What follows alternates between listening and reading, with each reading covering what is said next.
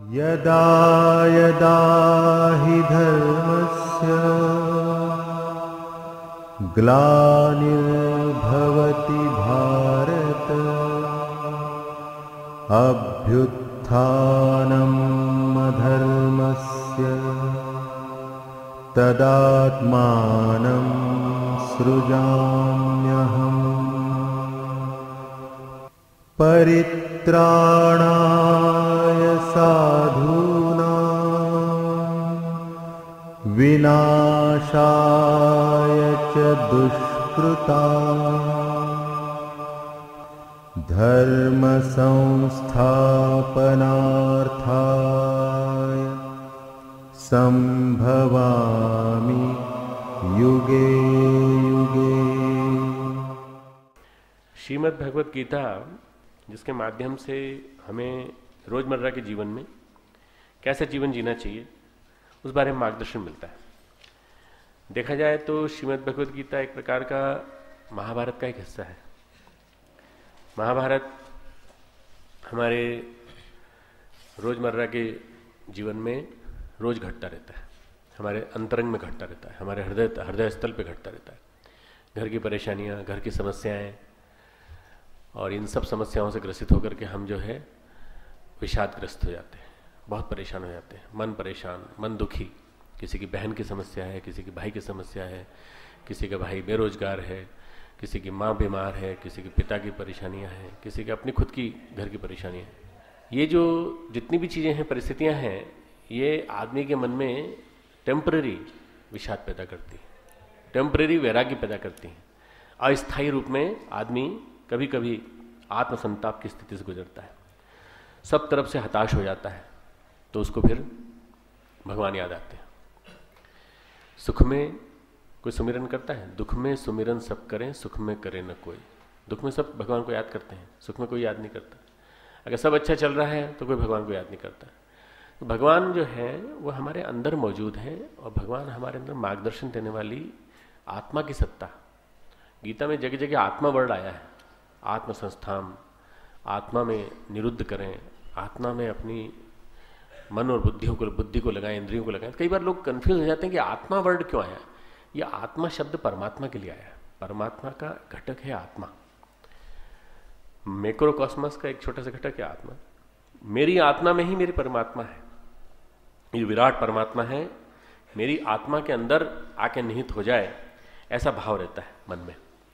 और जब हम ये बात सोचते हैं तो आप कल्पना कीजिए कि मनुष्य कितना महान है। स्वामी विवेकानंद ने कहा ना, each soul is potentially divine. हर आत्मा अपने आप में जीवंत नमूना है। किसका? देवत्व का। देवत्व उसके अंदर कूट कूट कर भरा है। Each soul is potential divine, the goal is to manifest this divinity. उद्देश्य होना चाहिए कि देवत्व बाहर जागृत हो। कैसे? विभिन्न अच्छे कामों के रूप में, पुण्य कर्मों के रूप में। कैसे? राजयोग, ज्ञान योग, भक्ति योग, ध्यान योग, जितने प्रकार के योग बताए गए, वर्क, वर्शिप और एनी मीन्स। स्वामी विवेकानंद की जो बात है वो अपनी जगह बिल्कुल सही है। हम लोग आज जिस समय से गुजर रहे हैं उस समय में कलयुग की पराकाष्ठा का समय है।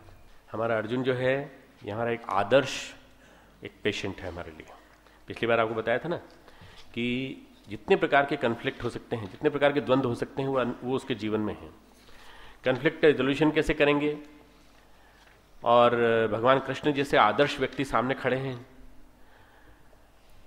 सारे द्वंद्व और सारे तनावों की समस्या से गीता आरंभ होती है, और इन्हीं से विषाद पैदा होता है। यहां से पिछला अध्याय चालू किया था। अब फिर आज भी युवाओं की बात है। युवाओं में पलायनवाद की समस्या है आज, नशाखोरी, आत्महत्या, और बेरोजगारी। चारों तरफ देखें तो नौकरी मिल नहीं रही। बीएड कर लिया, नौकरी नहीं मिल रही कहीं भी। तो ऐसे में क्या करें? तो अर्जुन जो है इन सब का प्रतीक बनकर के आता है और कहता है हमें हमारे माध्यम से जवाब दीजिए। अर्जुन राजकुमार है, और अर्जुन जो है वो अपने सारे के सारे तर्क जो देता है पहले अध्याय में, शुरू के श्लोक हैं, इनको छोड़ेंगे हम। पहला श्लोक पढ़ेंगे। धर्म क्षेत्रे कुरुक्षेत्रे संवेता युत्सव मामकः पांडवाश्चैव किम कुर्वत संजय। संस्कृत बहुत टफ नहीं होना चाहिए अगर हम लोग को संधि विग्रह करना आता हो। है संजय, धर्मभूमि कुरुक्षेत्र में एकत्रित युद्ध की इच्छा वाले मैंने बताया था ना, धर्म भूमि कुरुक्षेत्र में युद्ध की इच्छा करने वाले लोग क्यों इकट्ठे हो गए, ये एक विडंबना है। अगर कोई कहे हरिद्वार में महाभारत रचने की योजना बन रही है तो क्या लगेगा, विडंबना है। हरिद्वार क्या है, पुण्य भूमि है ना, जहां पुण्य भूमि के संस्कार हो वहां कुरुक्षेत्र धर्म भूमि कहलाती थी, और वहीं पर गीता का संदेश कहा जा रहा है। युद्ध की इच्छा रखने वाले मेरे और पांडु के पुत्रों ने क्या किया, मामकः पांडवाश्चैव। धृतराष्ट्र अंधे हैं, धृतराष्ट्र पुत्र मोह में अंधे हैं, आंखों से भी अंधे हैं, पुत्र मोह में भी अंधे हैं, इसलिए उनको पहले अपने पुत्रों की बात याद आती है, मेरे पुत्रों का क्या हुआ, उसके बाद कहते हैं अच्छा ये बताओ पांडु के पुत्रों का क्या हुआ, पहले अपने पुत्रों की बात याद आती है। आज इस पुत्र मोह के कारण सारी राजनीति दूषित है, मेरा बेटा, मेरे पुत्र को पहले नौकरी पर लगा दो, बस जगह जगह यही समस्या सारी सारी है। और यहां से शुरू होती गीता, तो एक विडंबना से शुरू होती है गीता। संजय उवाच, संजय ने कहा कि राजा दुर्योधन ने व्यूह रचना युक्त पांडवों की सेना को देखकर द्रोणाचार्य के पास जाकर यह वचन कहा। अब दुर्योधन ने जो कहा इसको बोला जाता है मेगालोमेनियक्स, एक प्रकार की साइकोलॉजी में आती ना, बहुत ज्यादा बोलने वाले, अनशन बकवास करने वाले। तो क्या है कि वो उत्तेजित कर रहा है भीष्म पितामह को।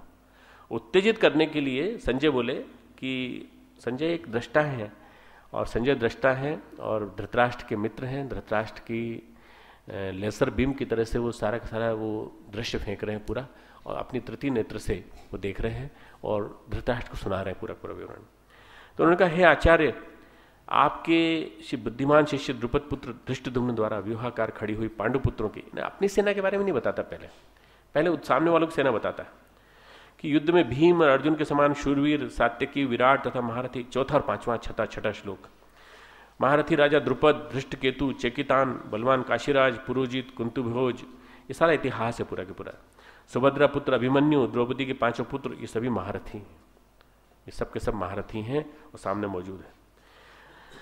फिर वो कहते हैं कि भीष्म पितामह से कि द्रोणाचार्य से, क्योंकि द्रोणाचार्य को जाके इसलिए बोला दुर्योधन ने, भीष्म पितामह भी साथ में खड़े हुए, दोनों साथ साथ खड़े हैं, द्रोणाचार्य जाके इसलिए बोला कि उनको गुस्सा आए, और गुस्सा में आकर के वो इस पूरे के पूरे काम को अंजाम दें, युद्ध चालू करें।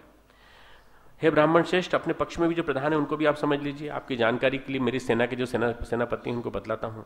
आप, द्रोणाचार्य और पितामह भीष्म, कर्ण, संग्राम विजय, कृपाचार्य, अश्वत्थामा, विकर्ण, भूरिश्रवा, ये सब के सब युद्ध में चतुर है।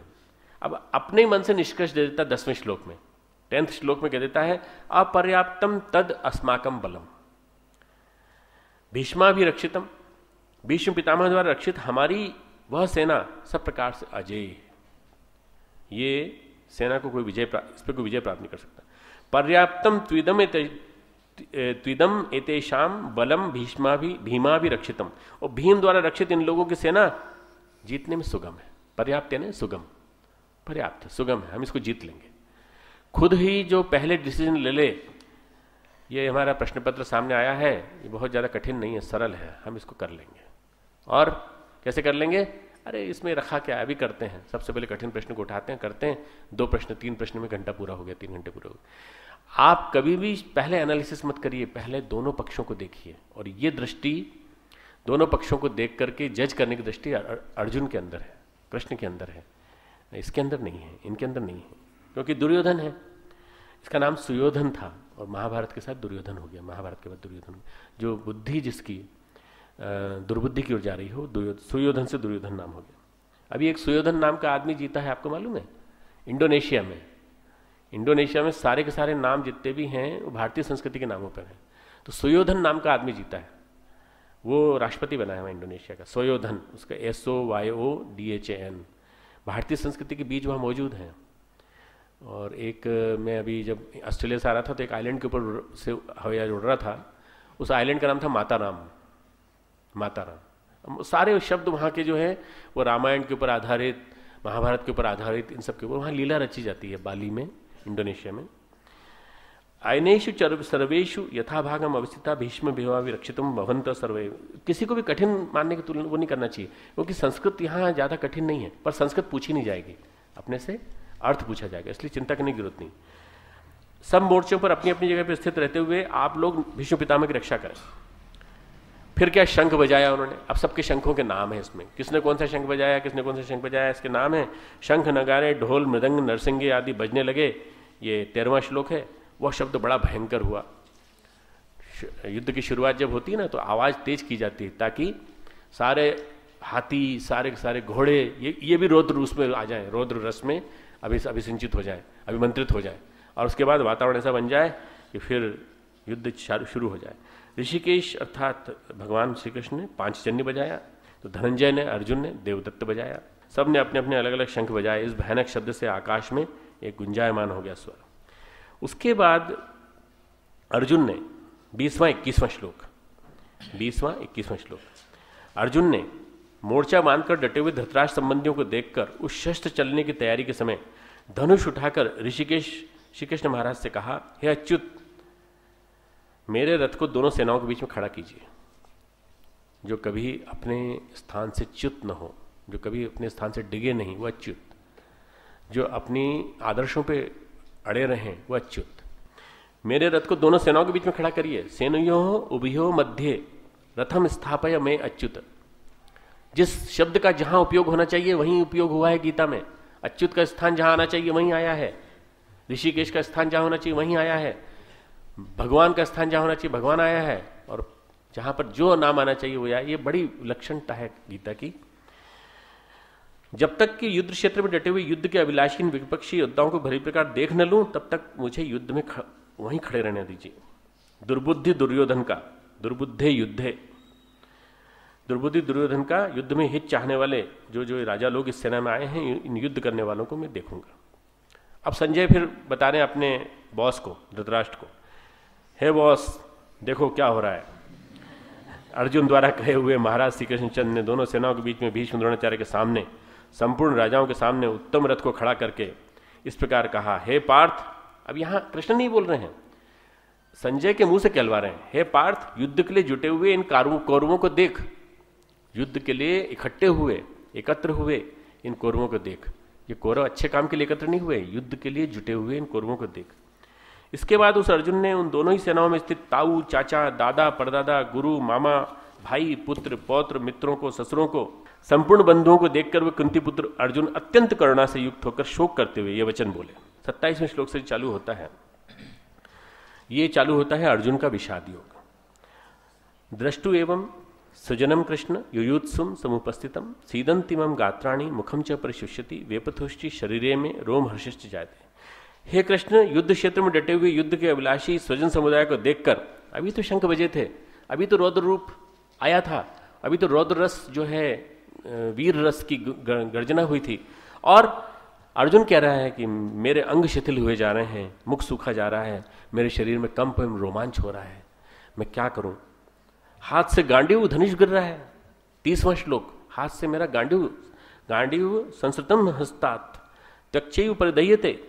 ये क्यों खिसक रहा है आखिर हाथ से गांडीव धनुष उस वीर योद्धा अर्जुन के हाथ से, जो कि इतने युद्ध लड़के आया है, और हर युद्ध लड़ने के बाद उसने हर्ष ध्वनि की है जोर जोर से, और वो युद्ध जीते हैं उसने, बड़े बड़े युद्ध जीते हैं जिनकी कोई कल्पना भी नहीं कर सकता। मेरा मन भ्रमित सा हो रहा है, इसलिए मैं खड़ा रहने को भी समर्थ नहीं हूं। जिस आदमी को लड़ना है सेना में, सबसे बड़ा ट्रम्प कार्ड है। पांडवों का ट्रम्प कार्ड कौन है? अर्जुन। और पांडवों का ट्रम्प कार्ड अर्जुन ही गड़बड़ा रहा है। वो कहता है, हे केशव, मैं इन लक्षणों को भी विपरीत देख रहा हूं। मैं देख रहा हूं मेरे आज का दिन ही मेरे लिए खराब है, और दिन इतना खराब है कि अगर लड़ाई लड़ी तो मारा जाऊंगा मैं युद्ध में स्वजन समुदाय को मारकर भी कल्याण नहीं देखता। अब ये वकील की तरह से अपना खुद असेसमेंट कर रहा है, अपना असेसमेंट कर रहा है।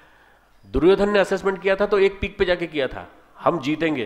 क्यों? क्योंकि ये सामने वाली भीम की सेना बेकार है, हमारी सेना श्रेष्ठ है। ये शायद अपने गुरुओं का मनोबल बढ़ाने के लिए कही होगी उसने। था तो बड़ा हठी, था बड़ा बदतमीज टाइप का आदमी, तो वो कहता भी है। भीष्म से जाके उसने एक बार ऐसी युद्ध में जाके खड़े होकर कह दिया, भगवान भीष्म जो थे, पितामह भीष्म घायल खड़े थे युद्ध के बाद शाम को, और अर्जुन ने जाके, उसने दुर्योधन ने जाके कहा, भीष्म पितामह ये क्या हो रहा है, आज 12वां दिन हो गया युद्ध का, अभी तक कुछ भी रिजल्ट नहीं निकल के आ रहा है, और आप जो है वो कुछ कर भी नहीं रहे हैं। ऐसा तो नहीं कहीं आप पांडवों से मिले हुए हो? अरे खुद उनके घाव से खून निकल रहा है, पांडवों से मिले हुए हो। तो उन्होंने कहा, पुत्र दुर्योधन, तुम समझ नहीं रहे हो, तुम अपने मुंह से हमेशा शब्द निकालते हो, बड़ा बदतमीजी भरा होता है, बिल्कुल साफ शब्दों में कहा शब्द होता है। तुमको दिखाई नहीं पड़ रहा है कि इस युद्ध में कौन लड़ रहा है? इस युद्ध में भगवान केशव स्वयं सारथी हैं अर्जुन के, और उनके साथ साथ सारे धर्म की रक्षा करने वाले लोग उस तरफ हैं। मैं तो अपने वंश की रक्षा करने के लिए खड़ा हूं यहाँ पे। मेरे पास तो एक ही लक्ष्य है कि मेरा वंश सुरक्षित रहे, और मेरे पास तुम्हारे लिए जड़ी बूटी का लेप है, तुम ले जाओ, तुम्हारे घाव ठीक हो जाएंगे। दुर्योधन को लगा दिया, दुर्योधन खुश होकर चला गया। एक मतलब एक बुद्धि देख लीजिए, दुर्योधन की बुद्धि एक तरफ और अर्जुन की बुद्धि एक तरफ। अर्जुन जा रहा है पेसिमिज्म में, और हाईली ऑप्टिमिस्टिक है अर्जुन, दुर्योधन जो कि बदतमीज होकर के कुछ तो बोलता है, और अर्जुन जो है पेसिमिस्टिक हो रहा है। दो बिल्कुल पीक हैं। अब यहां इस पीक पे चला जाता है, न कांक्षे विजयम कृष्ण न च राज्यम सुखानी च, 32वां श्लोक। मैं न तो विजय चाहता हूं, न राज था, न सुख चाहता हूं। हे गोविंद, ऐसे राज्य को से हमें क्या प्रयोजन, अथवा ऐसे भोगों से और जीवन से भी क्या लाभ जिनके लिए हम राज्य भोग सुख जीतना चाहते हैं। 33वां श्लोक, वे ही ये सब धन और जीवन की आशा को त्याग कर युद्ध में खड़े हैं। मेरे गुरुजन ताऊ अब फिर देखिए बार बार वही चीज याद आती है उसको, ताऊ चाचा लड़के, हमको भी यही आते हैं, घर की याद आती है। क्यों? पढ़ाई में मन नहीं लग रहा, होम सिकनेस। ताऊ जी याद आते हैं, चाचा जी याद आते हैं, मौसी याद आती है। बहुत सारे लोग जब घर को याद करते हैं, इसका मतलब पलायनवाद की ओर जा रहे हैं। गुरुजन, ताऊ, चाचा, लड़के, दादे, मामे, ससुर, पौत्र, साले तथा और भी संबंधी लोग हैं। मुझे मारने पर भी अथवा तीनों लोगों के राज्य के लिए भी मैं इन सबको मानना नहीं चाहता।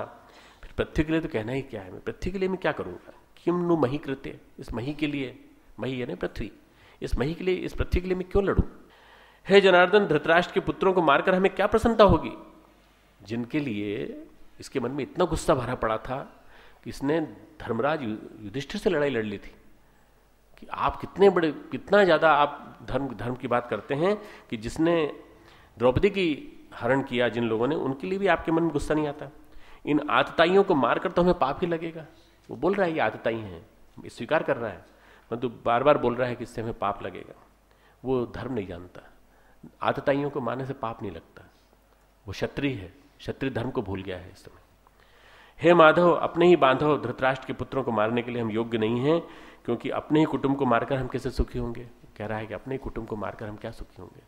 अब वो उसको कुटुंब अपना नजर आ रहा है सामने वाला, और जब उन्होंने अलग कर दिया था तब नहीं नजर आया था। महाभारत की कहानी दो परिवारों की कहानी नहीं है, दो राजाओं की कहानी नहीं है। भीष्म पितामह के द्वारा रक्षित धृतराष्ट्र और पांडु पुत्रों की कहानी नहीं है। महाभारत की कहानी समकालीन है, हर युग में कही जाती है, हर बाप बेटे के जीवन में घटती है, हर बेटे बहन के जीवन में घटती है।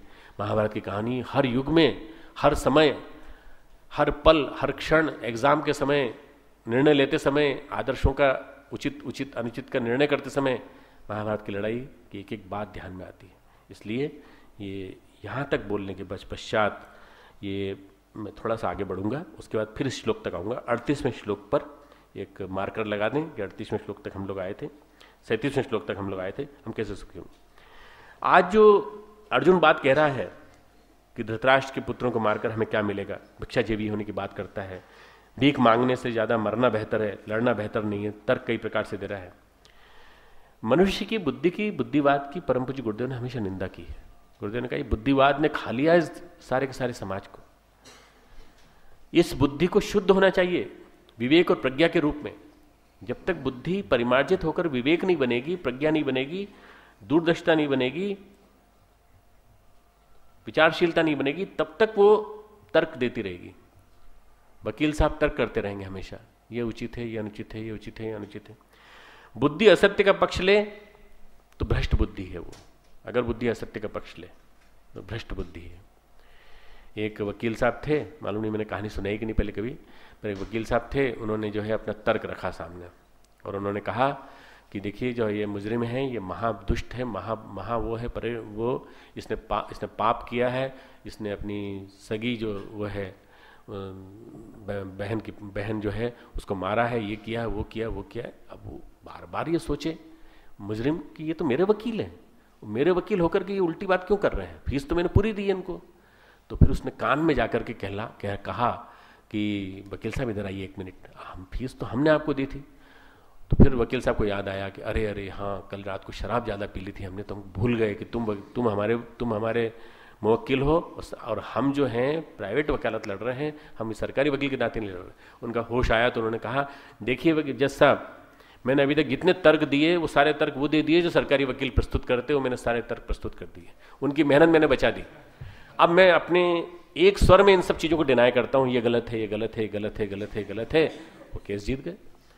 ये भ्रष्ट बुद्धि जो होती है वहां से असत्य का पक्ष लेती है, सत्य को असत्य ठहरा दिया, असत्य को सत्य ठहरा दिया। इसीलिए न्याय को अंधा कहा गया, और ये कहा गया है कई बार असत्य के नाते भी न्याय हो जाता है। अर्जुन ने अपने शास्त्र ज्ञान का दुरुपयोग किया है। अर्जुन कई बार अपने शास्त्र ज्ञान की बातें कहता है और बार बार कहता है, कुल के नाश से सनातन कुल धर्म नष्ट हो जाते हैं, धर्म के नाश हो जाने पर संपूर्ण कुल में पाप फैल जाता है, पाप के बढ़ जाने से कुल की स्त्रियां दूषित हो जाती हैं, और हे वाष्णेय, स्त्रियों के दूषित हो जाने पर वर्ण संकर उत्पन्न होता है। ये जो 40वें 41वें श्लोक में अर्जुन कह रहा है, ये बात क्यों कह रहा है? क्योंकि उसको शास्त्र का ज्ञान है, उसने शास्त्र पूरे पढ़े हैं, उपनिषद पढ़े हैं, दर्शन पढ़ा है, वेद पढ़ा है, और उसके अलावा उसको जो गुरुजन मिले हैं उन गुरुजनों ने मिलकर के उसको अच्छी तरह से पढ़ाया है। पढ़ाई के मामले में वो पीछे नहीं है, बहुत संस्कारवान आदमी है। जब व्यक्ति ऐसा होता है, अपने मार्गदर्शक के सामने ही तर्क कहने की कोशिश करता है। अर्जुन ने अपने शास्त्र ज्ञान का दुरुपयोग करके किसके सामने कह रहा है? वो अपने मार्गदर्शक के सामने। प्रारंभ से ही श्री कृष्ण उसके व्यक्तित्व को ढालने में सहायक रहे हैं, शुरू से ही। परंतु जब व्यक्ति तर्क देता है तो अपनी खींच झल्लाहट दूसरों पे निकालता है, दूसरों पे जब उतारता है तो वो सैडिस्टिक बन जाता है। मनोविज्ञान की परिभाषा में दूसरों पे झल्लाहट उतारता है, इसमें क्या रखा है युद्ध करने में, इससे तो बेकार है कि युद्ध न करें, हम सब लोग चले हिमालय चलें, वैराग्य का धारण कर लें। या अपने को पीड़ित करने की कोशिश करता है, आत्म पीड़ा की कोशिश करता है। आत्म पीड़ित करने की कोशिश को मैसोचिस्ट कहते हैं। सैडिस्टिक और मैसोचिस्ट दोनों के दोनों अर्जुन में नजर आ रहे हैं। सैडिस्टिक आत्मपीड़क, परपीड़क मैसोचिस्ट, ये दोनों के दोनों दुर्गुण, दोनों के दोनों विकार, दोनों के दोनों जो साइकोलॉजी के दोष हैं वो नजर आ रहे हैं उसके अंदर। दोनों ही स्थितियां एक आत्मकुंठा के कारण बनती हैं। ये अर्जुन कह रहा था कि युद्ध करने से क्या लाभ है, तो जब अर्जुन जब कह रहा था रथ को बीच में ले चलिए, तो यह रथ अर्जुन ये कहता है कि भगवान कृष्ण पीछे से खिसक लीजिए। ऐसा क्यों नहीं कहा उसने? बीच में लाके क्यों खड़ा कर दिया उसने? बीच में लाके खड़ा किया तब उसको दिखाई दिए उसको अपने गुरु, तब उसको दिखाई दिए अपने दादा, मामा, सास, ससुर, सबको सब उसको वहां दिखाई दिए, और तब उसके दिमाग में आया कि लड़ना बेकार है। ये सारा मोह जो पैदा हुआ है, ये सारा के सारा उसके अंदर से पैदा हुए विषाद के कारण है। वो उसका व्यक्तित्व जो है बहुमुखी, द्विमुखी बन गया इस समय। पूरे पांडव परिवार की आस्था का केंद्र श्री कृष्ण है। श्री कृष्ण पूजनीय है। जब कुंती को अपमानित किया गया था तो श्री कृष्ण दूत बनकर गए थे। सभी पांडवों ने कहा युद्ध रोकने के लिए कुछ भी करिए। अब ये जो महाभारत की कहानी है बड़ी विलक्षण कहानी है, ईगोज की कहानी है, कन्फ्लिक्ट्स की कहानी है, और बुद्धि के तर्कों के से अतीत जाने की कहानी है, तर्कातीत जाने की कहानी है, और इसके अलावा षड्यंत्रों की कहानी है। जो आज के दिन युग में सारी चीजें घटित हो रही हैं, इन सब की कहानी है। आदमी को अपने बारे में बहुत विशेष सतर्क रहना चाहिए, अपने आसपास के बारे में, अपने आप के बारे में, और अपने मित्र से ज्यादा, अपना मित्र कौन है? अपना आत्मा, उसको देखना चाहिए। अपना कृष्ण अपने सबसे नजदीक है, उससे पहले परामर्श करना चाहिए। तो परामर्शदाता के रूप में भगवान कृष्ण जब जा रहे थे तो द्रौपदी ने कहा, द्रौपदी कृष्णा नाम से जानी जाती थी, भगवान कृष्ण की बहन थी, राखी बांधती थी इस नाते। द्रौपदी ने कहा, कृष्ण तुम जा तो रहे हो पर मेरे खुले केशों का ध्यान रखना। मालूम है ना आपको कहानी? द्रौपदी को चीरहरण के समय जब सारी की सारी जब बात हुई थी, तब उसने पांचों भाइयों ने, किसी ने उसकी रक्षा नहीं की, भगवान कृष्ण रक्षा की। तब उसने अपने केश खोल लिए थे और कहा था, जब तक दुशासन के रक्त में इसको स्नान नहीं कराऊंगी, शैम्पू करूंगी तो इसके दुशासन के रक्त से करूंगी। वो कह रही है मेरे इन खुले केशों का ध्यान रखिएगा। भगवान कृष्ण निर्णय लेने जा रहे हैं और युद्ध के लिए, और कुंती कह रही है कि किसी तरह से युद्ध टल जाए, किसी तरह से युद्ध टल जाए। कुंती कौन है? कुंती वृद्धावस्था में वन वन घूमती रही, लाक्षागृह में आग लग गई, वहां से भी किसी तरह से निकाल दिया गया। भीम वहां से किस तरह से निकल आए सुरंग बन के, भीम को जहर देने की घटना घटी। अब अर्जुन इन सबको तो कन्विंस नहीं कर सकता, क्योंकि कन्विंस तो कृष्ण हो गए हैं कि युद्ध तो होना ही है। तो क्या कर रहा है अर्जुन? न तो कुंती से कह सकता है कि तुम जाके भगवान कृष्ण से मना करो, सब कह चुके हैं। द्रौपदी कह रही है अपनी बात, कुंती ने अपनी बात कह दी, सब कुछ हो गया। अर्जुन सबको कन्विंस नहीं कर सकता। किसी तरह कृष्ण मान जाए तो ये युद्ध रुक जाएगा और किसी तरह से ये लड़ाई रुक जाएगी। श्री कृष्ण भगवान है, दो धुरियों के एक साथ जुड़ती हैं। कृष्णस्तु भगवान स्वयं, ये कहा गया कृष्णस्तु भगवान स्वयं, भगवान कृष्ण स्वयं है, वे स्वयं भगवान है। दो अपोजिट को स्थान मिला है उनके अंदर, नीति पुरुष हैं। और नीति पुरुष होने के नाते उनको ये पक्ष भी देखना है, ये पक्ष भी देखना है, नीति की विजय देखनी है और अनीति का पराभव देखना है उनको। महाभारत युद्ध के पूर्व की घटना है, मैं आपको सुनाना चाहता हूँ। कहानियों का ही आज का दिन है पूरा, कहानियों से समझ में आ जाएगा कि युद्ध क्यों हुआ और ये युद्ध हमारे अंतर जगत में कैसे घट रहा है। हमारे अंदर पांडव भी हैं, हमारे अंदर कौरव भी हैं, हमारे अंदर दुर्योधन भी है, दुशासन भी है, और हमारे अंदर अर्जुन भी है और भीम भी है, सब हमारे अंदर है। इनसे कैसे, इनके युद्ध से हम अपने आप को कैसे निकाल करके महाभारत बनाएं, अपने शरीर को महाभारत का रणक्षेत्र बनाएं। महाभारत युद्ध के पूर्व की घटना है। पुरोचन दुर्योधन के दूत ने लाक्षागृह को जलाया था, सुरंग से निकल के भागे और निकल के भाग के आने के बाद पता चला कि एक वो स्वयंवर रचा जा रहा है। वहाँ द्रौपदी से शादी की। भीष्म ने बुला करके कहा कि युधिष्ठिर को युवराज बनाएंगे, युधिष्ठिर को युवराज बनाएंगे। भीम से कहा तुम युवराज बनोगे, युधिष्ठिर बनेंगे सम्राट, और भीम से कहा तुम युवराज बनोगे, ठीक है ना। ये भीष्म पितामह ने कहा कि अब तुम लोगों ने बहुत कष्ट झेल लिया है, अब दुर्योधन से तुमको मुक्त कराते हैं। धृतराष्ट्र से हम कहते हैं कि युधिष्ठिर को सम्राट बनाएं और भीम को युवराज बनाएं। दुर्योधन की पत्नी श्री कृष्ण को राखी बांधती थी। अब देखिए दो पीक हैं, भगवान कृष्ण क्यों इतने बड़े वरिष्ठ पात्र माने जाते हैं? भगवान कृष्ण दोनों पक्ष की तरफ से हैं और दोनों पक्षों में भगवान के रूप में उनकी मान्यता है। भगवान कृष्ण को दुर्योधन की पत्नी राखी बांधती थी। दुर्योधन की जो साली थी उसकी सगाई भीम से हो चुकी थी। दुर्योधन की जो साली थी, जो इनकी पत्नी की जो बहन थी, उसकी भीम से हो चुकी थी। तो दुर्योधन की जो साली थी उसने भगवान कृष्ण से वरदान मांगा कि मेरे पति भावी पति युवराज बने हस्तिनापुर के। और जो इनकी बहन थी भगवान कृष्ण की, अर्थात वो जो दुर्योधन की पत्नी, उसने कहा मेरे पति आजीवन हस्तिनापुर का शासन देखते रहे। मतलब दुर्योधन जितने दिन जीवित रहे हस्तिनापुर का राजा बना रहे। अब कृष्ण के लिए कितनी दुविधा वाली बात है कि युधिष्ठिर को भी भीष्म ने आश्वासन दे दिया है, भीम को भी आश्वासन दे दिया है, भीम की पत्नी जो होने वाली है वो इसकी साली है। कितना रिलेशनशिप कैसी इंट्रिकेट हो गई पूरी। और ये जो है ये कह रही है कि मेरे पति जिनको मैं आपको राखी बांधती हूँ, राखी का मोल क्या कि मेरे पति आजीवन युवराज शासन देखते रहे। भगवान कृष्ण ने तथास्तु कह दिया, तथास्तु, आजीवन जब तक जीवित रहेंगे वो हस्तिनापुर का शासन देखते रहेंगे। तो कोई दिक्कत नहीं, मर जाएगा उसके बाद तो महाभारत में दिक्कत क्या है उसमें। खैर उन्होंने कहा, श्री कृष्ण ने कहा, कौरव सभा में जब ये हुआ सभी ने, भीम ने धृतराष्ट्र को, भीष्म ने धृतराष्ट्र को प्रेरित किया और ये कहा कि आप युधिष्ठिर को युवराज बनाने की घोषणा करिए। अब जब इतना दबाव पड़ा, विदुर का भी दबाव, भीष्म का भी दबाव, सभा बैठी और खड़े होकर के युधिष्ठिर ने, इसने धृतराष्ट्र ने कह दिया मैं आप सबको हाजिर नाजिर मान करके युधिष्ठिर को वो बनाता हूँ, यहाँ का सम्राट घोषित करता हूँ। इधर दुर्योधन और सबके सब जो हैं बड़े गुस्से में हैं। धृतराष्ट्र को दिखाई नहीं पड़ रहा, धृतराष्ट्र अंधे हैं, पर वहां गलती से जिस युधिष्ठिर को कह दिया, वो युधिष्ठिर कौन है? धर्मराज हैं। वो युधिष्ठिर ने सारी की सारी बात बिगाड़ दी। युधिष्ठिर ने कहा पितामह की बात स्वीकार है, पितामह कह रहे हैं तो स्वीकार है, पर दुर्योधन को भी कुछ मिलना चाहिए। अब ये धर्मराज जो है बीच बीच में गड़बड़ा जाते हैं हमेशा। जब अच्छा खासा मिल रहा था तो उन्होंने स्वीकार करने के साथ साथ ये भी कह दिया भैया हमको अकेले को क्यों दे रहे हो, इसको भी दे दो ना दुष्ट को, क्योंकि दोनों को मिल जाए तो अच्छा है।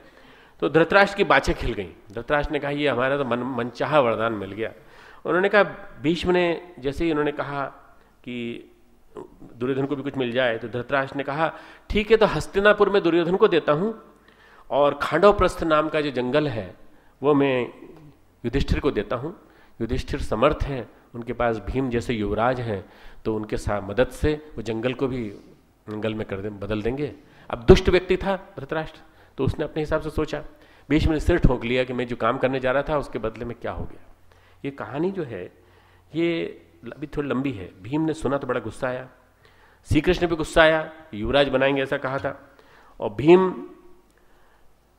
कहते हैं झूठे वादे करते हो, एक आया हुआ राज्य लौटा देता है, और एक जो है वो हमको वादा करके मुकर जाता है। कृष्ण ने वादा किया, मुकर गया, और हमको बनाने के बजाय किसी और को बनवा दिया, और हमको जंगल पकड़ा दिया। तो उन्होंने छकड़े बांधे। भीम को पहलवान लोग पसंद थे, पहलवानों के साथ खेलते थे, पहलवानों के साथ वो अपनी सारी एक्सरसाइज करते थे। छकड़े बांधे और छकड़े लेकर के जंगल में निकल गए। कुंती को जानकारी मिली कि सब लोग हैं वहां पर भीम नहीं है, तो उन्होंने श्री कृष्ण से कहा भीम को ढूंढ करके लाए। तो जब भगवान कृष्ण भीम के पास पहुंचे तो उन्होंने कहा कि भाई तुम ऐसे रूठ क्यों जाते हो, तुम शरीर से तो बलवान हो पर मन बुद्धि तुम्हारी कमजोर है, क्या बात है, बार बार भाग आते हो, तुमको युवराज बनाएंगे हमने कहा था ना। तो बोले कि युवराज बनाने की बात कही थी, जंगल में बिठा के जाके बना दिया तुमने, धर्म भीरू है युधिष्ठिर। तो उन्होंने कहा कि हमें तुमसे उम्मीद है, युधिष्ठिर को सम्राट बनाएंगे कहा था ना। धृतराष्ट्र के जीवित रहते ये कैसे संभव होगा, धृतराष्ट्र के जीवित रहते ये कैसे संभव होगा कि युधिष्ठिर सम्राट बन जाए। इसलिए हमें महाभारत रचना पड़ेगा, और महाभारत रच करके हम तुम्हें बनाएंगे। महाभारत की कहानी एक नीति पुरुष की कहानी है। नीति पुरुष सर्वज्ञ हमारे भगवान श्री कृष्ण हैं, जो किसी के पक्ष में नहीं है। उनकी दुर्योधन की पत्नी उनकी राखी बांधती है, उससे भी कह रहे हैं आजीवन तुम्हारे पति को हम हस्तिनापुर में देखेंगे। खंडवप्रस्थ इंद्रप्रस्थ बना। धृतराष्ट्र कोई भी अश्वमेध रासु यज्ञ नहीं कर पाए, पर युधिष्ठिर ने अश्वमेध यज्ञ किया, रासु यज्ञ किया, भीम को युवराज बनाया, और भीम युवराज बने युधिष्ठिर के। ये बात सार्थक हुई। ये कहानी नहीं है, ये कहानी वास्तविकता है पूरी की पूरी। ये इससे ये पता चलता है कि महाभारत जो है, जिसका अंग गीता है, महाभारत की पृष्ठभूमि समझे बिना गीता को पूरा समझ पाना मुश्किल है। अर्जुन कृष्ण की सामर्थ्य से परिचित है। अर्जुन जानते हैं कि उन्होंने वादा किया था तो वादा निभाया है, युधिष्ठिर को भी बना दिया और उनको भी बना दिया। अब खांडवप्रस्थ वानप्रस्थ इंद्रप्रस्थ में कैसे बदला आपको मालूम है। विश्वकर्मा आए, उन्होंने रातों रात सब कन्वर्ट कर दिया। पांडवों ने भी बड़ी मेहनत की, परिश्रम किया, और ये जो इंद्रप्रस्थ है या आज की वर्तमान दिल्ली है उसके पास है। हस्तिनापुर जो है, जब मवाना जाते हैं, मेरठ के पास एक मवाना नाम की जगह, वहाँ पर हस्तिनापुर है। ये दो स्थान है, ये प्रतीक रूप में हैं, ये मान लें। और दो राज्य हैं, दो राज्यों के दो राजा हैं, इन दोनों में बनी नहीं, आपस में लड़ते रहे। अल्टीमेटली समाधान एक ही है, धृतराष्ट्र की पुत्र मोह अंधता, दुर्योधन की दुर्बुद्धि, इसका समाधान और इसके कारण हो रही अनीति अधर्म सारे देश में हो रहा अत्याचार, इस पाप को मिटाने के लिए हमें महाभारत करना पड़ेगा। और इस महाभारत के लिए भगवान जो है कृष्ण अर्जुन को राजी करके यहाँ लाए हैं। इसलिए अर्जुन के मन में बार बार ये आ रहा है कि कृष्ण की सामर्थ्य को हम पहचानते हैं। इसलिए यदि कृष्ण हमारी बात मान जाए, युद्ध नहीं करना है, तो शास्त्र सोचता है युद्ध टल जाए। युद्ध टल जाए तो क्या हो जाएगा, हम वैराग्य ले लेंगे, भिक्षा मांग के काम चला लेंगे। वो कहता ना यहाँ पे, यदि मुझ शस्त्र रहित सामना न करने वाले को, 46वां श्लोक, सामना न करने वाले को शस्त्र हाथ में लिए हुए धृतराष्ट्र के पुत्र रण में मार भी डालें तो मारना भी मेरे लिए अधिक कल्याणकारक होगा। श्राद्ध पक्ष चल रहा है, वो कहता है वर्ण संकर कुलघातियों को कुल में नरक ले जाने वालों के लिए लुप्त हुई पिंड और जल की क्रिया वाले अर्थात श्राद्ध और तर्पण से वंचित इनके पितर लोग भी अधोगति को प्राप्त होते। शास्त्र का विद्वान है, इसलिए शास्त्र का तर्क दे रहा है। कभी शास्त्र का तर्क देता है, कभी कोई तर्क देता है, कभी कोई बात करता है। अब अर्जुन जो था, ये इसकी मानसिकता को देखें। अर्जुन का द्रौपदी से विवाह हुआ, संगीत प्रिय था, कला प्रिय था, पर इसने सोचा था मेरी शादी होगी अकेले की द्रौपदी से, क्योंकि मैंने जीता है उसको। तो जब वो लेके आए तो माँ ने कहा पांचों आपस में बांट लो। तो अल्टीमेटली पांचों की द्रौपदी हुई। तो एक वो तय हुआ कि साल भर तक एक के साथ रहेगी। उस बीच कोई भी भाई रात्रि के समय जाकर के डिस्टर्ब नहीं करेगा। किसको? जहां दोनों भाई होंगे, भाई और पत्नी होंगी, तब कोई जाकर डिस्टर्ब नहीं करेगा। अर्जुन जानबूझकर नियम का उल्लंघन करते हैं। अर्जुन जानबूझकर नियम का उल्लंघन करते हैं। और एक ब्राह्मण की गाय कोई दस्ती उठा कर ले जा रहे हैं, तो अपना गांडीव जो है दिन में टांग देते हैं युधिष्ठिर के कमरे में। युधिष्ठिर के कमरे में द्रौपदी थी, और रात को वो गांडीव उठाने के लिए जाते हैं, और उसके बाद उनको वनवास मिलता है। ये आत्म पीड़ा है, अपने आप को पीड़ा देना। उनको मिलता है वनवास, 12 वर्ष का वनवास।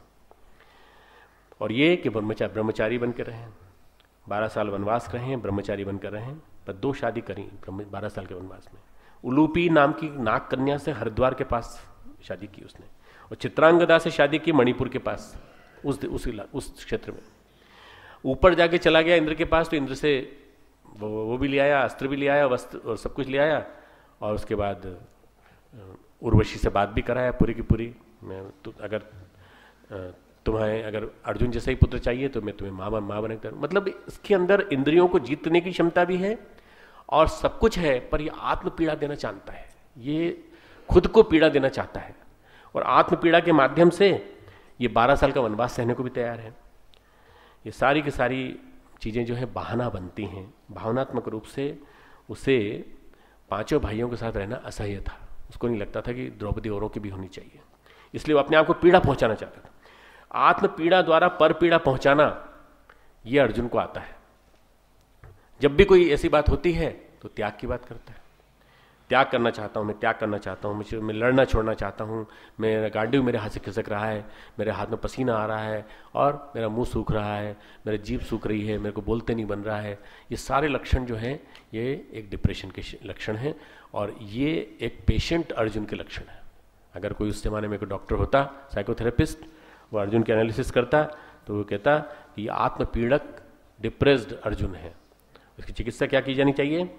चिकित्सा गीता सुनानी चाहिए इसको। वास्तव में इसकी चिकित्सा गीता ही है और कुछ नहीं है। गीता के अलावा ये समाधान नहीं होता। गीता इसीलिए तो आज हम पढ़ते हैं।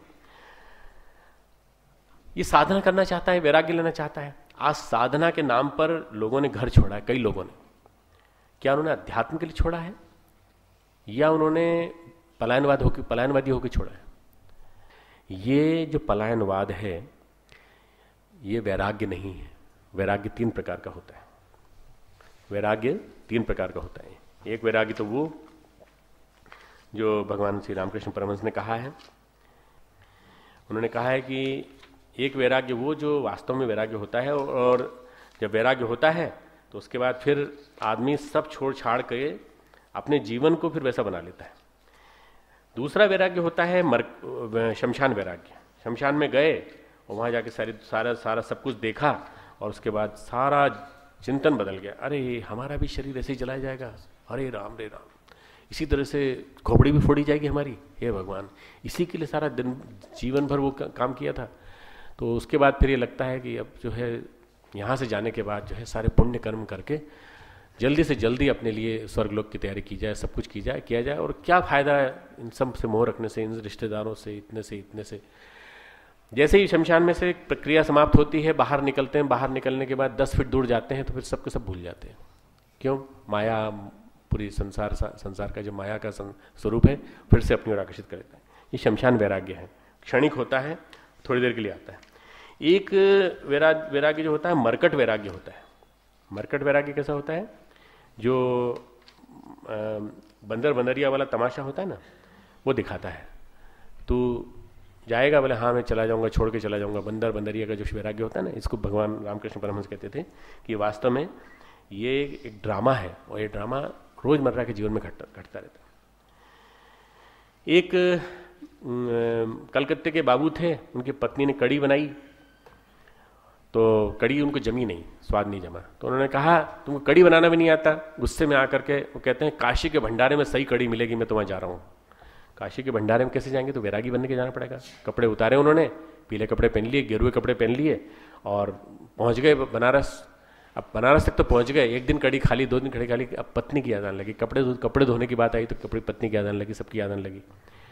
तो जी साली पहुंची और उसने कहा जिया जी क्या भेज बना रखा है, चलिए आज अब कड़ी अच्छी बनी है। तो बोले चलो चलो, तुरंत वो चोला उतारा और दूसरे कपड़े को। अर्जुन का वैराग्य शमशान वैराग्य है, लंबी लंबी ज्ञान की बातें कर रहा है, चाहिए स्वार्थ, सिद्धांतों की बात करता है वो। और ये जो स्वार्थ से उभरा हुआ वैराग्य है ये ठीक वैराग्य नहीं है, और यहां जो वैराग्य उभर रहा है उसके अंदर वो वही वाला वैराग्य है। आज का जो औसत युवा है वो भावुकता के कारण अक्सर दुर्बल होता है, भावुकता के कारण अक्सर दुर्बल होता है। अरे क्या रखा है, सुबह 4 बजे उठो, 4 बजे उठने के बाद शाम के 9 बजे तक पढ़ाई पढ़ाई पढ़ाई, क्या मिलने वाला, डिग्री, डिग्री के बाद क्या मिलेगा। इससे अच्छा तो आत्मकल्याण के लिए चलें और जाकर के हिमालय की कंदराओं के बीच में बैठे हैं। तुम जाओगे हिमालय में तो वहाँ भी तुमको परेशानियाँ घेर लेंगी, वहाँ भी बहुत सारी दिक्कतें हैं, वहाँ भी बहुत सारी परेशानियाँ हैं।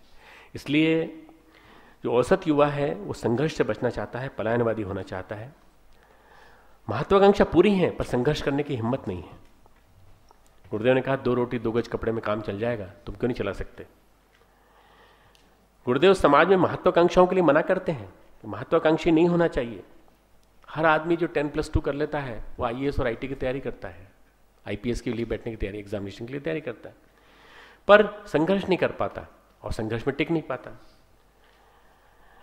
अगर हमें सुख मिले तो संघर्ष के बाद मिले, संघर्ष हम करें उसके बाद मिले। कोई भी गुरु अपने शिष्य को अकर्मण्य आलसी नहीं देखना चाहता, कोई भी गुरु नहीं चाहता कि मेरा शिष्य अकर्मण्यता से, आलस से सिद्धियां पाले, सारी की सारी सिद्धियां। भगवान कृष्ण भी नहीं चाहते हैं कि अर्जुन अकर्मण्यता से और आलस्य से सिद्धियां पाले। वो चाहते हैं इसके अंदर की जितनी भी गहरी समस्याएं हैं वो सारी विषाद बनकर के निकल आए, आंसू बनकर के सारा का सारा प्रकट हो जाए पूरा का पूरा। जितना बोलना चाहता है उतना बोल ले, वो कह दे अच्छी तरह से, पूरी तरह से जो भी बात उसके मन में है अंदर से वो निकल जाए पूरी। हर गुरु चाहता है कि उसका शिष्य तपे, निखरे और फौलादी व्यक्तित्व का बने। यहां व्यक्ति यही भगवान श्री कृष्ण अर्जुन से बार बार जो कहेंगे दूसरे अध्याय के बाद, वो बार बार झकझोरने वाली बात कहेंगे, और बार बार जो बात कहेंगे वो हो लगेगा तो ये कि ये युद्ध क्षेत्र में क्यों कही जा रही है, परंतु वो सारी हमारे रोजमर्रा के जीवन की बातें हैं, चाहे कर्म की हो, चाहे ज्ञान की हो, चाहे भक्ति की हो। ये सारी बातें, गीता का जो संदेश है वो अपने आप में बड़ा महत्वपूर्ण है।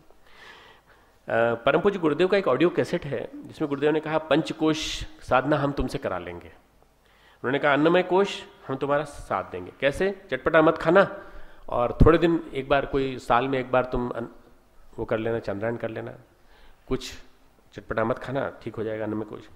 प्राणमय कोश जीवनी शक्ति को बर्बाद मत करना, सज जाएगा। बोले मनोमय कोश के लिए तुमको गहरी मानसिक साधना करनी पड़ेगी, और इसके लिए क्या करेंगे, हम आपके जीवन में कुछ झंझटें डाल देंगे, पीड़ा डाल देंगे, हम आपके जीवन में पीड़ा डाल देंगे, कष्ट डाल देंगे, दुख डाल देंगे। उन दुखों को झेल झेल करके आप सध जाओगे, फौलादी व्यक्तित्व के बन जाओगे, आपका मनोमय कोश सज जाएगा। मनोमय कोश सज गया तो विज्ञानमय कोश और आनंदमय कोश अपने आप सज जाएगा। गुरुदेव ने जो बात कही है प्रवचन में, ये कही है मनोमय कोश में जाकर के आदमी को द्वंद्व में उलझा करके द्वंद्वातीत बनाना चाहते हैं गुरुदेव। अर्जुन सोच रहे हैं कृष्ण सारथी हैं, ऐसे हैं जो गुरु की तरह उनकी डोर संभाले हुए हैं, तपबल के धनी हैं, योग बल के धनी हैं। तो ये मेरे सारी समस्याओं का समाधान करेंगे, तो इसलिए तब अर्जुन खुल जाता है, सारी बात कह देता है। अर्जुन को रूपांतरण करके श्री कृष्ण नया बनाना चाहते हैं, परंतु अभी वो समर्पण की स्थिति में नहीं है, पलायन की स्थिति में जाने की बात कर रहा है, पलायन के समर्थन में तर्क दे रहा है। पहले श्लोक से लेकर करीब करीब 10वें 12वें श्लोक से लेकर अंतिम श्लोक 46वें श्लोक तक वो बार बार पलायन की स्थिति में जाने की बात करता है, उसके संबंध में तर्क दे रहा है। कभी कभी आत्मपीड़ा इसलिए कि औरों की भावनाएं, औरों की संवेदनाएं उसको मिले। व्यक्ति अपने को बेचारा सिद्ध करने की कोशिश करता है कि हमसे गए अभी तक कोई नहीं है, आपकी संवेदना ही हमारी सब कुछ है। भगवान कृष्ण के सामने अपने आप को बेचारा सिद्ध करने की कोशिश कर रहा है कि हम तो बेचारे हैं, इस जीवन में क्या रखा है, सदगुरु श्री कृष्ण अर्जुन के व्यक्तित्व की चिकित्सा करना चाहते हैं। पॉलीसाइकिक पर्सनालिटी है अर्जुन की, बहुचित्तीय मन है, बहुचित्तीय मन है, व्यक्तित्व उसका बहुचित्तीय है। आत्मा एक है, अहम कई है। अर्जुन की आत्मा तो एक है, अहम कई है। कई सत्ता सूत्र हैं हमारे। एक मन इधर खींच रहा है, एक मन इधर खींच रहा है। एक मन कहता है सुबह 4 बजे उठना है, दूसरा मन सवेरे 4 बजे घंटी बजते दबा देता है, कहता है 5 बजे उठेंगे। ये हमारे अक्सर होता है, रोज होता है हमारे जीवन में। एक मन कुछ कहता है, एक मन कुछ कहता है। एक मन कहता है सुबह सो लेना अच्छा है, दिन भर आलस आएगा। एक मन कहता है सुबह जल्दी उठ करके लिख लेना अच्छा है, काम कर लेना अच्छा है। क्यों? दिन में भले ही थोड़ी देर सो लिया जाए, परंतु काम हो जाएगा पूरा के पूरा। ये हमारे व्यक्तित्व के सत्ता सूत्र कई हैं। एक स्वार्थ का पक्षधर है, एक जो है हमारे लिए उपयोगी है। एक उठाता है, दूसरा सुला देता है। अर्जुन भी इसी तरह से पॉलीसाइकिक है। किसी ने उसको भीख मांगने से रोका था पहले। अरे भैया, रथ में बैठने से पहले भीख का कटोरा लेके चले जाते, कहीं भीख मांग के ले आते। पर यहां युद्ध क्षेत्र में क्यों कह रहे हो? 7 अक्षोहिणी सेना क्यों सजाई तुमने? और 7 अक्षोहिणी सेना सजा करके तुम कहे जा रहे हो कि हमें युद्ध नहीं करना। कहीं गहरे में है ये राज्य चाहिए, भोग चाहिए, बिना लड़े चाहिए। कहीं गहरे में है उसके एक विकार बैठा हुआ है, कहीं गहरे में बैठा हुआ है कि राज्य चाहिए, भोग चाहिए और बिना लड़े चाहिए।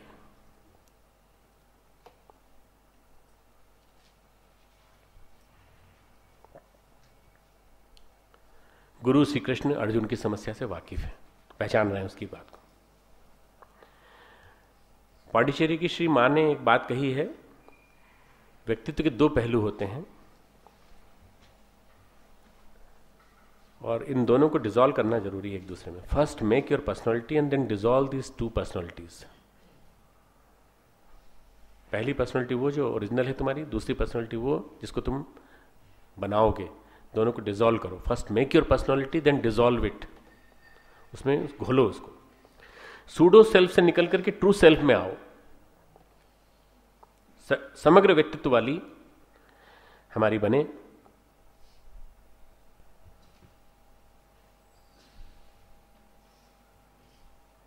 व्यक्तित्व की ग्रंथियां, जैसे अर्जुन कह रहा है ना कि मेरा गांडीव खिसक रहा है और ये सब हो रहा है, और क्या रक्त तर्पण करना ठीक है? पानी से तर्पण किया जाए अपने पूर्वजों का, वो ज़्यादा ठीक है बजाय रक्त से तर्पण करना। वो जो कह रहा है ना कि लुप्तोदक पिंड क्रिया, हमारे पूर्वजों का हम रक्त से तर्पण करेंगे, बड़ा विचित्र तर्क दे रहा है। व्यक्तित्व की ग्रंथियां किसी स्वप्न में, किसी खास समय में उभरती हैं और कभी स्वप्न में आती हैं तो कभी वैसे दिखाई देती हैं। हिटलर अपनी माँ के हंटर से डरता था। माँ का हंटर जो था उसको याद आता था, और जब याद आता था तो वो आत्म पीड़ा से ग्रसित होकर के पर पीड़ा में उसको मजा आता था। तो वो नाजियों को उसने जो है आदेश दिया, सारे यहूदियों को मार दो। ये सारा का सारा वहाँ से उसकी एक विकृति, किसी बड़े नेता की, किसी बड़े स्थान पर बैठे हुए व्यक्ति की एक छोटी सी कमी जो बचपन से चली आ रही है, वो किसी भी बड़ी उसमें घटना में निकल सकती है। नेपोलियन बिल्लियों से डरता था, सेना से नहीं लड़ा कभी, सेना से कभी नहीं डरा। बिल्लियां सामने कर कर के सेना लेकर के आया सामने वाला, और उसने बिल्लियां सामने कर दी तो डर गया। उसने सीधे सीधे अपने हथियार फेंक दिए, तुरंत आके उसको गिरफ्तार कर लिया। उसको मोर्चे पे उसको गिरफ्तार करके एक द्वीप पे, सेंट द्वीप था, एलेना द्वीप था, वहां बंद कर दिया उसको। अर्जुन का बचपन स्वस्थ नहीं बीता है। अर्जुन का बचपन भी हिटलर की तरह से और इनकी तरह से थोड़ा सा अस्वस्थ टाइप का है, स्वस्थ नहीं। उसको क्या लगा है कि पांडव भी खो गए, हमारे पिता भी खो गए शुरू में, और हमारे वनवास में जीवन बीता हमारा, भले ही ऐश्वर्य की और सुख की उपभोग की पराकाष्ठा पे पहुंचा। प्यार करने वाले हमारे कहीं खो न जाए, तो अपनी शर्तों पर वो रास्ता खोज रहा है। और उसकी शर्त क्या है? बिना लड़े राज्य मिल जाए, भोग चाहिए। जबकि भगवान ये चाहते हैं, मेरी शर्त यह है कि तेरा व्यक्तित्व समग्र बन जाए, तेरा व्यक्तित्व पलायनवादी न बने, तेरा व्यक्तित्व समग्र बन जाए।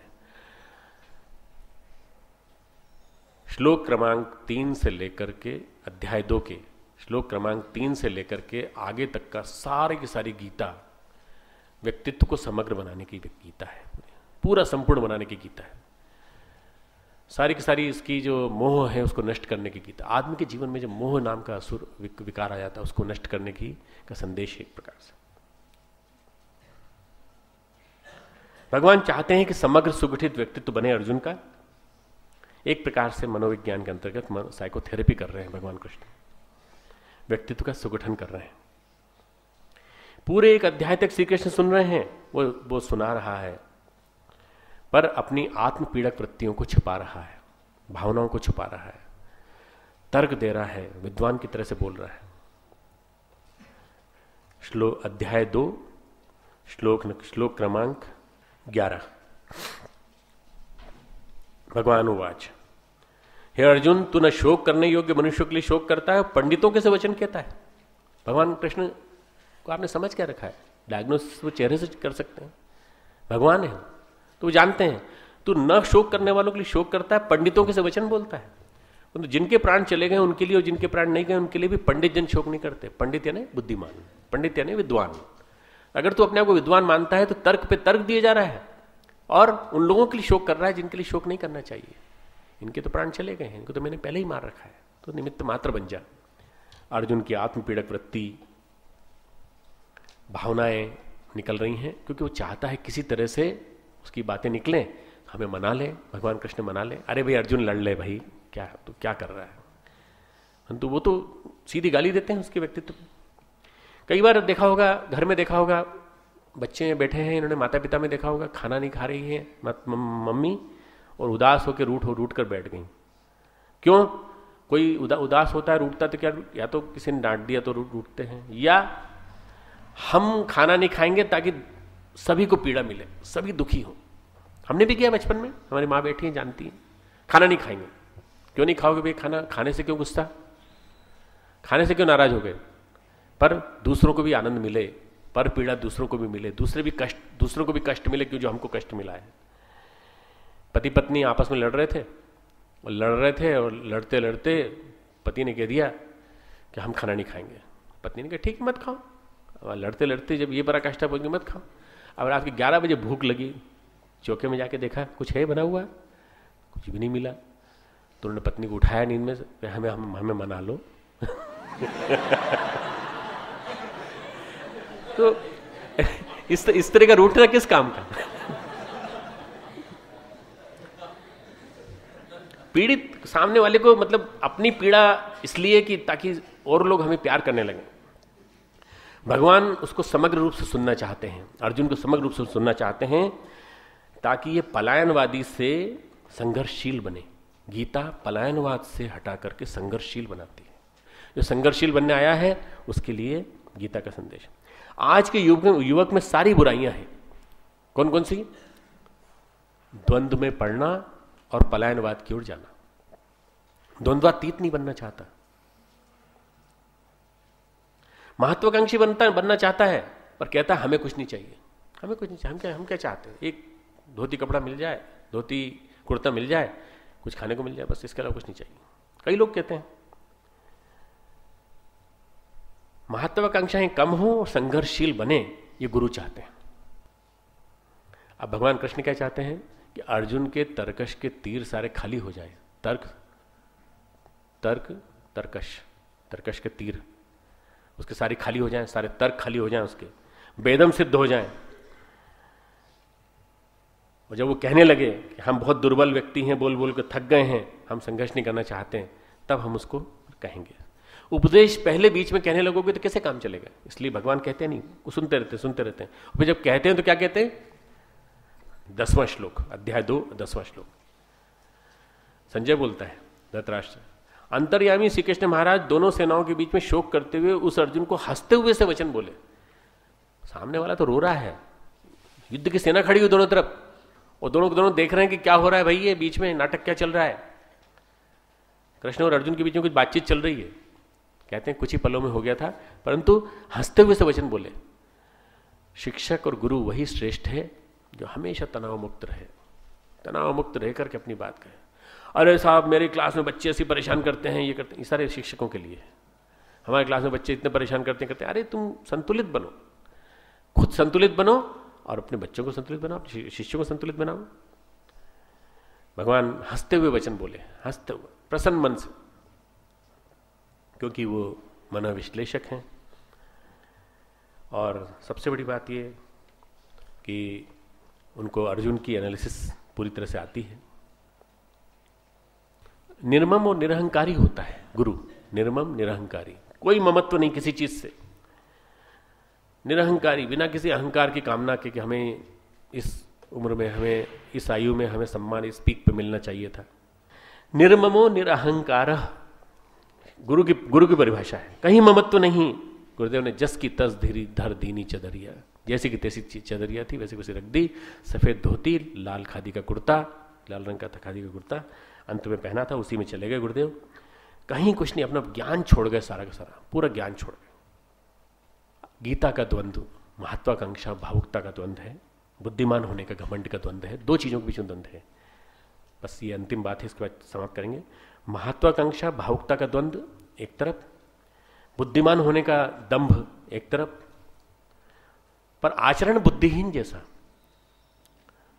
बुद्धिमान समझ रहा है अपने आप को, पर आचरण बुद्धिहीन जैसा है बिल्कुल। योगेश्वर उससे उबारना चाहते हैं और चाहते हैं कर्तव्य परायणता उसके जीवन में आए।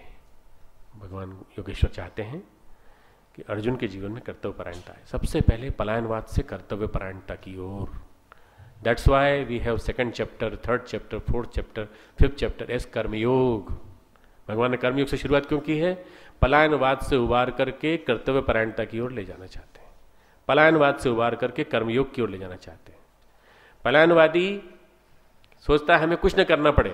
गुरुदेव कहते हैं बेटा कर्म किए तो बिना मेरा भी काम नहीं चलता।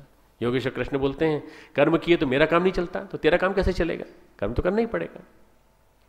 सदगुरु व्यक्तित्व निर्माता के रूप में आता है, व्यक्ति बनाने के लिए सारी परिस्थितियां विनिर्मित करता है। भगवान कृष्ण ने महाभारत के रूप में सारी परिस्थितियां विनिर्मित कर दी हैं। अब अर्जुन के अंदर स्थिति ऐसी पैदा हो गई है कि उसके अंदर का विषाद पिघल करके उसको शिष्य बनाने के लिए तैयार कर रहा है।